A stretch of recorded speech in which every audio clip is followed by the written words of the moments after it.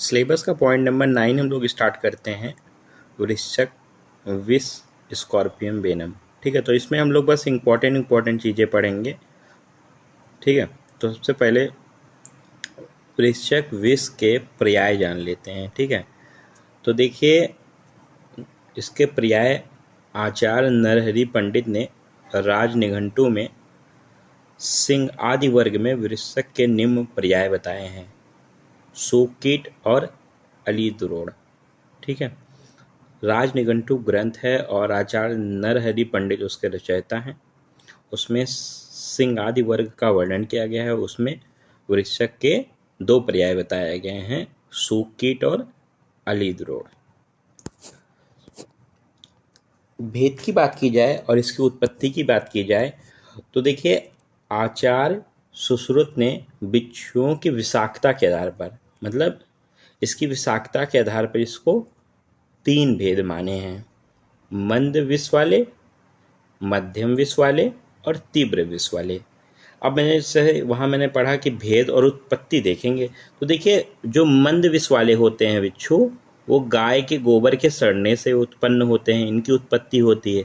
मध्यम विष वाले जो होते हैं वो बिच्छू काष्ठ या ईंटों के सड़ने से होते हैं, और तीव्र विष वाले बिच्छू जो होते हैं वो सर्प आदि विषाक्त कीटों से या मृत पशुओं के सड़ने से उत्पन्न होते हैं। ठीक है, तो बात करते हैं आगे आकृति भेद से। तो देखिए आकृति भेद से आचार्य सुश्रुत ने इसको 30 प्रकार का बताया है, जबकि गयादास के अनुसार, आचार्य गयादास के अनुसार 27 प्रकार का बताया गया है। ठीक है, देखिए जो ये 30 हैं इनमें मंद विष वाले 12 होते हैं, मध्यम विष वाले 3 होते हैं और तीव्र विष वाले 15 होते हैं। ठीक है, तो ये सारी चीज़ें जो हम लोगों ने यहाँ से यहाँ तक सारी चीज़ें पढ़ी, इसका एक बार चार्ट देख लेते हैं, सारी चीज़ें क्लियर हो जाएंगी। और जब भी आप रिवाइज करेंगे तो इसी चार्ट को पढ़ लिया करेंगे। तो हमने बिच्छू के कितने भेद बताए? 3 बताए: मंद विष वाले, मध्यम विष वाले और महाविष वाले, तीव्र विष वाले। ठीक है, कैसे उत्पन्न हुआ? तो गाय के गोबर के सड़ने से उत्पन्न हुआ, काष्ठ या ईंटों के सड़ने से उत्पन्न हुआ, या सर्प आदि विषाक्त कीटों के या मृत पशुओं के सड़ने से। ठीक है, 12 होते हैं, 3 होते हैं, 15 होते हैं। बस इसी चार्ट से जितना भी तक पढ़ा वो इसी चार्ट में था, तो बस इसी चार्ट को इम्पोर्टेंट आप कर लें और यही पढ़ते रहिएगा। ठीक है, अब देखिए आगे इसका बताया गया है कि भेद के अनुसार इसके वर्ण कैसे इसको पहचानेंगे, इसका स्वरूप क्या होता है और इसके कुछ लक्षण सामान्य से क्या होते हैं।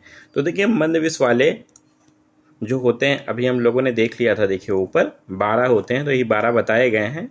तो इनके नाम नहीं याद करने हैं, कृष्ण, श्याम, ठीक है, पांडु, ऐसे करके हैं, तो ज़्यादा ध्यान नहीं देना है इनके नामों पे, बस इतना आपको ध्यान रखना है, 12 होते हैं। तो कैसे पहचानेंगे? श्वेत वर्ण के उदर वाले और अन्य वृश्चिकों की अपेक्षा इनके पुच्छ प्रदेश में जो पर्व जोड़ होते हैं, जॉइंट्स होते हैं, बहुत ज़्यादा अधिक होते हैं। मतलब मंद वाले में जॉइंट्स क्या हो गए?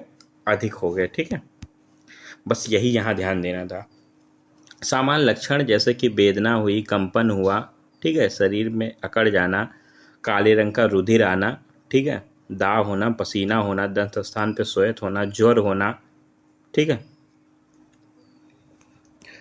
तो अब देखिए मध्य विष वाले की बात करते हैं। तो 3 प्रकार के होते हैं, ठीक है, 2 लिखे हैं यहाँ। तो इनको कैसे पहचानेंगे? तो इसमें कुछ नहीं ज़्यादा ध्यान देना है, बस इतना ध्यान देना है इसमें जो जॉइंट्स होते हैं, पर्व होते हैं, वो 3 पर्व वाले होते हैं। ठीक है, बस यही मेन चीज़ इसमें पहचानना था।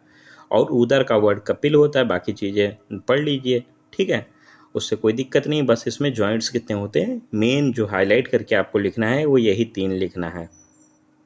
और कैसे सर्पों के मलमूत्र एवं सड़ी जगह से, अभी आपको पता है ना कैसे उत्पन्न हुए थे, अंडों से उत्पन्न, गंदगी से जन्म लेते हैं। तो ये सब फालतू चीज़ें हैं, कोई मतलब नहीं है, बस आप इतना सा। और इसके लक्षण देखिए, यहाँ जो सबसे अच्छा लिखा हुआ है ये वृश्चिक के द्राविकर, जो हम लोगों ने 3 सर्प पढ़े थे, द्राविकर, मंडली और आजीवन, उन्हीं 3 सर्पों के भेद से इनके अंश उत्पन्न होते हैं तो उन्हीं के अनुसार इनकी दोषोत्पत्ति होती है। तो जैसे एक द्राविकर था, वातज प्रधान था, वातज प्रकोप था, एक पित्तज प्रकोप था, एक कफज प्रकोप था, तो उसी प्रकार के यहाँ लक्षण दिख जाएंगे, जैसे जीभ का सूज जाना, भोजन निकलने में अवरोध होना, भयंकर मूर्छा होना, तो उसी के लक्षण यहाँ दिखेंगे। बस इतना सा देखना था। यहाँ बात करते हैं महाविष वाले।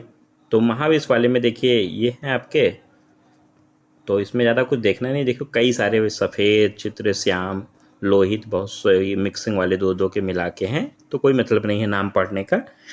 बस आप इतना सा ध्यान रखें कि कितने थे बस। अब देखिए इसमें क्या है, तो इसमें एक पर्व होगा या दो पर्व होगा या पर्व रहित होगा। तो हम लोगों ने मध्य वाला जो देखा था उसमें क्या थे, तीन थे।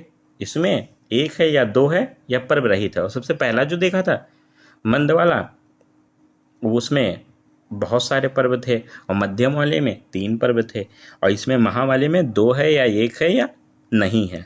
बस यही देखना था।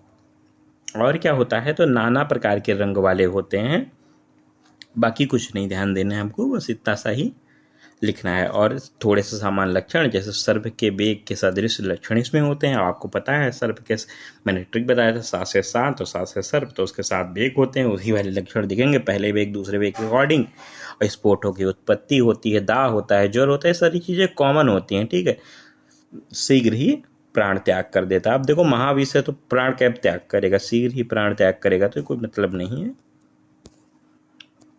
अब देखिए वही चीज़ फिर से बताई गई है कि वो मंदविष वाले हैं, उनके वर्ण के अनुसार ये हैं 12, और उनके लक्षण तो हम ऊपर पढ़ चुके हैं, तो ज़्यादा ध्यान देना नहीं है। वही चीज़ सेम रिपीट हो गई है।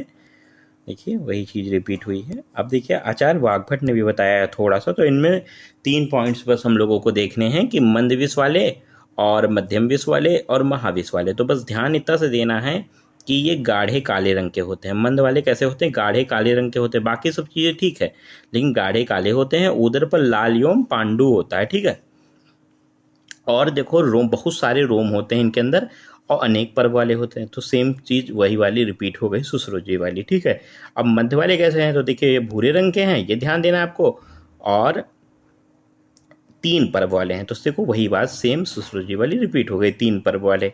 महाविष वाले तो देखो ये ताम्रवर्ण के हैं, ये सब नहीं ध्यान देना, नाना प्रकार के होते हैं, नाना प्रकार के वर्ण वाले। और इसमें देखो वही वाली सेम चीज़ें, 2 पर्व वाले होते। तो वहाँ तो बताया गया था 1 होगा या 2 होगा या पर्व रहित होगा। तो बस जो की पॉइंट है वही हम लोगों को ध्यान देने हैं। अब देखो चिकित्सा की दृष्टि से बिच्छू को देखा जाए तो इसके 2 भेद बताए गए हैं, एक रुचाकर होंगे, एक सद्धो घातक होंगे। ठीक है, तो देखिए इसमें जो प्रथम कोटि के होते हैं बिच्छू, उसमें दंश में वेदना जो होती है वो असह्य वेदना होती है, मतलब बहुत ज़्यादा वेदना होती है। प्रायः प्राण के जाने का भय नहीं होता, मतलब इसमें मृत्यु नहीं होगी, वेदना तो होगी लेकिन मृत्यु नहीं होगी। कहा भी गया है कि सांप काटा सोए और बिच्छू काटा रोए, मतलब सांप का काटा सोता है और बिच्छू का काटा सिर्फ और सिर्फ रोता है। और जो सद्धोमारक होते हैं, सद्धोमारक या प्राणघातक बिच्छू, उसमें दंश शरीर में मांस जो होता है शरीर का वो गल कर गिरने लगता है और रोगी शीघ्र ही मर जाता है। बस ठीक है, अब समान लक्षण वही सारी चीज़ें फिर से रिपीट हो जाएंगी, कोई मतलब नहीं है पढ़ने का, एक आचार्य का किसी का याद कर लेना है। अब देखो ये एक हेडिंग है साध्य साध असाध्यता के आधार पर। तो चरक ने असाध्य जो होते हैं उनके कुछ लक्षण बताए, जैसे कि ये प्राण हरक हैं, मतलब इसमें प्राण नष्ट हो जाएगा, तो फिर हृदय, नसिका, जिह्वा, ये सब कंप करना, ये सारी चीज़ें होंगी, वो मांस कट कट के गिरने लगेगा, जैसा कि हम जानते हैं। और देखिए अब इनके चिकित्सा की बात करते हैं। वृश्चिक दंत के सामान्य चिकित्सा क्या है, तो देखिए चिकित्सा में, सामान्य चिकित्सा में बस आपको बाह्य और अभ्यंतर, तो बाह्य में सर्वप्रथम आपको स्वेदन करवाना है, उसके बाद संपूर्ण शरीर पर घृत और सेंधों का अभ्यंग करवाना है, उष्ण औषधियों से जलों द्वारा परिसेक पहले करवा देना है, फिर उसके बाद अवगाह करवा देना है और स्नान करवा देना है। ठीक है, और अभ्यंतर में क्या करवाना है, तो पाचन शक्ति के अनुसार उसको घृत पान करवा देना है, जैसे उसकी पाचन शक्ति है उस अकॉर्डिंग। और देखो विशिष्ट चिकित्सा, अब स्पेसिफिक चिकित्सा कैसी बताई गई है, तो देखिए उग्र और मध्य विष वालों की पहले चिकित्सा बताई गई है। तो देखिए पहले उग्र और मध्य वालों की क्या बताई गई है, तो देखिए चिकित्सा में उग्र और मध्य वाले बिच्छुओं की जो चिकित्सा है डंक मारने से सर्पदंश, मतलब जो सांप काटते हैं उसके भांति चिकित्सा करनी है। जो सर्पदंश में चिकित्सा पढ़ी है वही चिकित्सा करनी है। तो दंश स्थान पे स्वेदन करवाना है और इंसिजन लगाना है चीरा लगा के, और हरिद्रा, सेंधो, तिरिकटु, शिरीष के फल, पुष्प के चूर्ण का प्रतिसारण कर देना है। ठीक है, ये था बाह्य उपक्रम। देखिए और भी चीज़ें हैं कि तुलसी के पत्ते को बिजोरा नींबू रस प्लस गोमूत्र में पीस कर लेप कर देना है। स्वेदन के लिए सूखे गोबर को सुहाता सुहा गर्म करना है, मतलब इतना गर्म करना है जिससे वो सह पाए, और फिर उससे कर देना है सेक उसको। और अभ्यंतर प्रयोग में पीने के लिए उसको घृत और मधु से प्रचुर मात्रा में उसमें शर्करा मिलाकर और उसको दूध देना है पीने के लिए। अब देखो मंदविष वाले वृषक की क्या चिकित्सा बताई गई है। तो इसमें देखो बाह्य वाले की देखो चिकित्सा बताई गई है, जो उसमें विदारी आदि गण की औषधियों से सिद्ध तेल को सुहाता इतना सा जो सह पाए उस हिसाब से उसको लगाना है। ठीक है, और या तो उसमें दंश स्थान पे कोल्हू के तेल का परिसेक कर देना है, या शिरीष आदि को विषाक्त द्रव्यों से बनाई गई उत्कारिता से स्वेदन करना है, विषगन द्रव्यों को उपनाह बांध देना है। ये सारी चीजें हैं। और अभ्यंतर में देखो चतुर्जात दालचीनी, तेजपत्ता, इलायची और नाग केसर चतुर्जात का चूर्ण लेना है और गुड़ के साथ मिलाकर शरबत बनाना है, या गुड़ को दूध में घोलकर ठंडा करके उसको पीने को देना है। तो ऐसी चिकित्सा। तो हम लोगों ने विषय कंप्लीट कर लिया, चिकित्सा भी कंप्लीट कर ली।